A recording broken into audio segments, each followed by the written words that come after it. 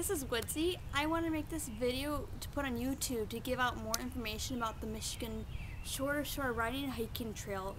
From a hiker's point of view, there's really not much out there, so I want to share what I've learned on my time on the trail. I had hoped to do the whole trail from Empire to Oscoda, but this was one of my first backpacking trips, and I was really kind of ambitious to think I could do the whole trip. So I took me and two other friends, Moonshine, her trail name is, and then Sean, that was his trail name. And we took off 11 days off of work to try to kind of make it across the state. We didn't make it all the way, but it was a lot harder than I thought. So I kind of want to just talk about like what my experiences were and how far we made and how we made it and what we found out along the way. All in all, we did 36 miles over 3 days. The first day we made it to the first camp, which is Gary Lake, and that is 9 miles in. We got there and we couldn't find water. Water's kind of hard to find. All of the campgrounds have a generator, a well that requires a generator, and some of them have a well that's a hand well. Well, the first one we couldn't find the hand well. If I had taken better notes, and I thought I did take really good notes, but if I had taken better notes, we would have known that if we would have walked farther into the camp, we would have found another well. But we couldn't find it, so we moved on, and we hiked another about 4 miles in. So that first day we got 13 miles in. The second day we hiked from our camping spot into the second campground, and that was 14 miles. And the last one, we did not make it as far as we wanted to. We got 9 miles in, we ended up stopping in Grand, Michigan. The terrain of the trail was a little bit unexpected. It was almost completely sand, and I did expect sand closer to the shore.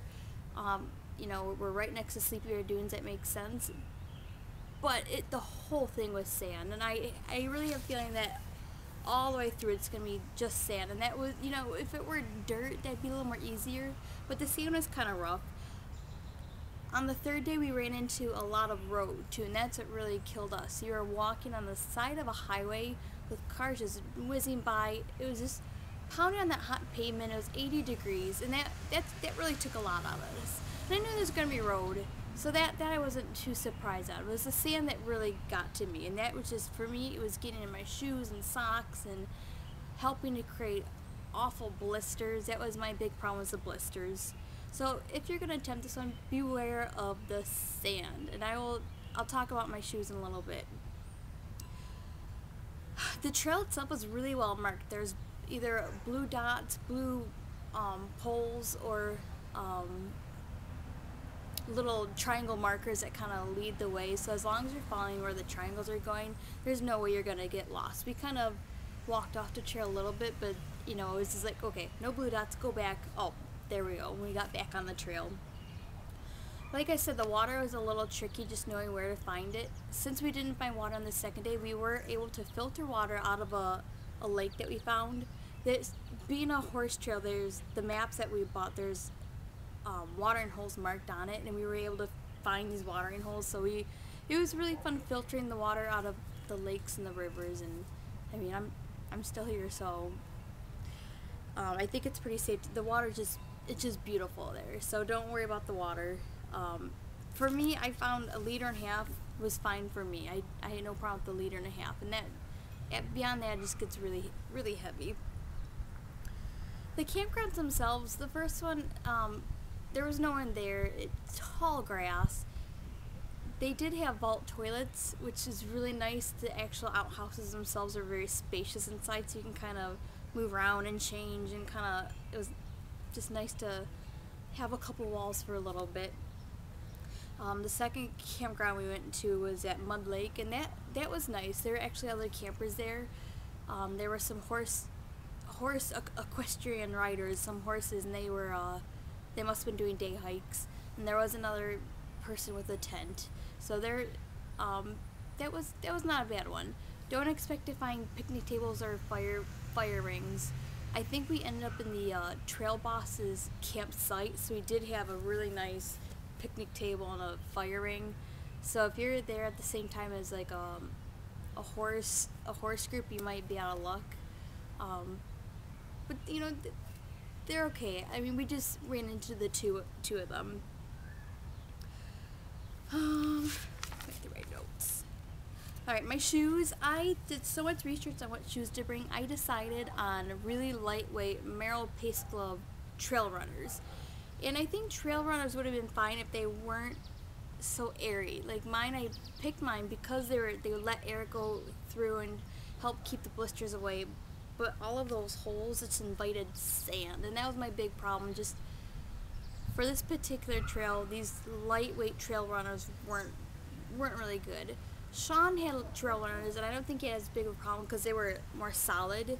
We ran into another hiker who had trail runners on, and I didn't ask him, but I think my other friend Megan, she had thicker boots on. I think that probably really might be a wiser choice for this particular sandy trail. So when I go back, I'm gonna bring heavier shoes with me. Like I said, we did meet a man named Dennis, and he was coming the opposite way, so he would be finishing the next day. He was in his 60s, and he said that the trail for him had taken 2 weeks to complete. Now, he had started camping with, his backpacking gear, but after 3 days, the trail got his backpack. That weight was just too much, so he gave up camping after 3 days and drove back and forth to the trail each day, having a child, one of his children pick him up. And he would walk maybe 20 miles each day. So he was doing it without a heavy backpack, with water from home, and it was taking him 2 weeks. So I think for us to think we could do it in 11 days, I think was a bit ambitious. We kind of learned that we were wiped after 3 days. My favorite pieces of gear on this trip, I've kind of brought them out. One was these hiking poles. I was the only one of my group that had hiking poles. They're made by Easton, and they've got this, I think it's called like the Rock Lock. I don't know, you kind of pull them out, and if you got it tight, twist it tight enough, they did not collapse on me one time. It was just going up and down a lot of those sandy hills. It was nice to kind of help to guide you down. At the end of the day when you're really tired, these just kind of give you that extra support. With my hammock, I didn't, but I could use these as to kind of put my tarp out. So these are, I'm glad I brought those. Another piece of gear I really was happy I brought was this long-sleeved Under Armour heat gear shirt. I wore this the whole time. As soon as I took it off, the bugs started getting to me. Just with the sun and the mosquitoes, it just gave me that extra protection. My arms stayed really protected with this. It was really nasty at the end of the trip. It was really brown, but it came pretty clean.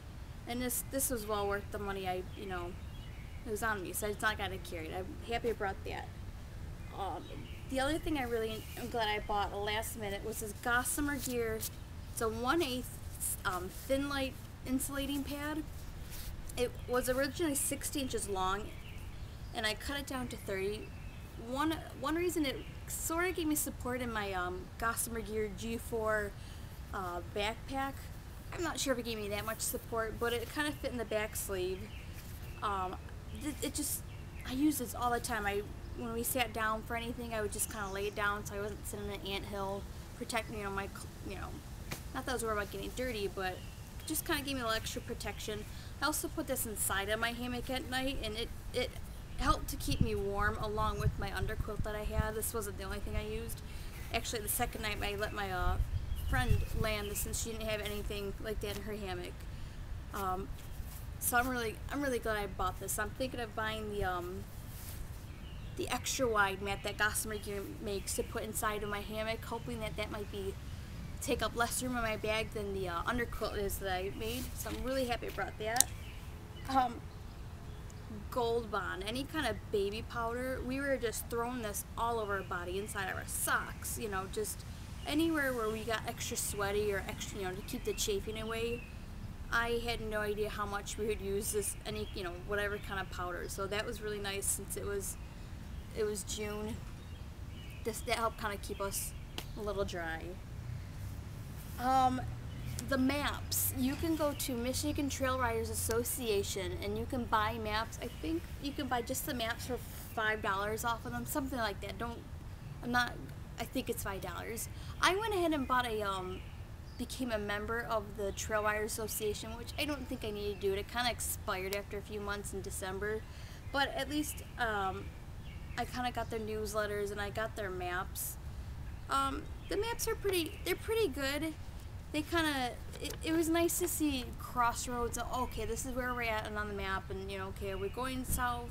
I had a little compass on my backpack. So these, I can't imagine doing the trail without these maps, so definitely look into that. To make it even easier, I put in a lot of work for this trip. I went on Google Earth and I located each of these campgrounds. There's no address that I found. You have to kind of find the longitude or latitude or crossroads, and I actually went and took pictures of the trails and marked kind of where the bathrooms are, where the wells are, where some of the campgrounds have pay posts, where the river is, how to get in and out of the trail. This really helped us, especially when it came to water, what's going to be ahead of us. This was a lot of work, but I'm glad I did. I'm actually going to go and add more notes about, what to expect each camp on the trail. I definitely want to add to this, but I ended up ripping pages out of the back. I thought I would journal this, but I didn't. So I ended up ripping pages just to save me a little bit of weight on day 3. It got really heavy. We left June 20th, and it was about in the 80s. I was really worried about it getting cold at night, but I would say it stayed in the 60s at night. It didn't get too chilly. At least I was comfortable. I had long sleeves on and an underquilt and a top quilt, and so I stayed pretty warm. But I don't think it got too chilly for us. The bugs, I expected flies, but there were no flies, at least for us, on the part we did. Lots of mosquitoes. We were constantly spraying DEET on ourselves. You always hear them buzzing in your ear. We didn't come across ticks until we got off the trail and sat in Gron, kind of waiting for a ride, and that's when we started pulling ticks off of us. We had a dog with us, we were pulling ticks off of the dog. But that was kind of funny. That happened after we were actually off of the trail. Gron, it was a nice place. We ate at Rico's Pizzeria. That was good pizza. We kind of got some takeout and sat on the side of a building and ate that. That would be a good place to maybe resupply. I took way too much food. We had about 6 days worth of food, which is 9 pounds, and I really didn't eat that much. You kind of lose your appetite on the trail. So next time around, I would definitely take less food. Maybe plan on resupplying in the towns instead of carrying, that much food. I hope that helps. For me, there wasn't much to go off of when I was trying to research this trail. It's funny, you're kind of getting excited for this. I hope to hike this in sections. We did the first 36 miles in 3 days, and hopefully we can get more time off, either this summer or in the next couple years to kind of piece it together. We were kind of joking that we knocked down the pinky of Michigan. So I hope this helps. Comment with any questions. I can hopefully help you out. Like I said, I only did, a small portion of it, but to me it sounded like when I talked to Dennis that the whole trail was going to be sandy. He said that we were walking on the better part of it, where it's a lot of, you step on a lot of horse poop and just kind of trophy, sandy, muddy areas. So it's definitely not made for hikers, but you've got that really cool element of I walked across Michigan. So good luck to anyone who tries it. I would love to hear how it worked out for you. I hope to get back on the trail and eventually finish the whole thing. I've told a lot of people I was going to hike from Lake Michigan to Lake Huron, but that was more challenging than I anticipated.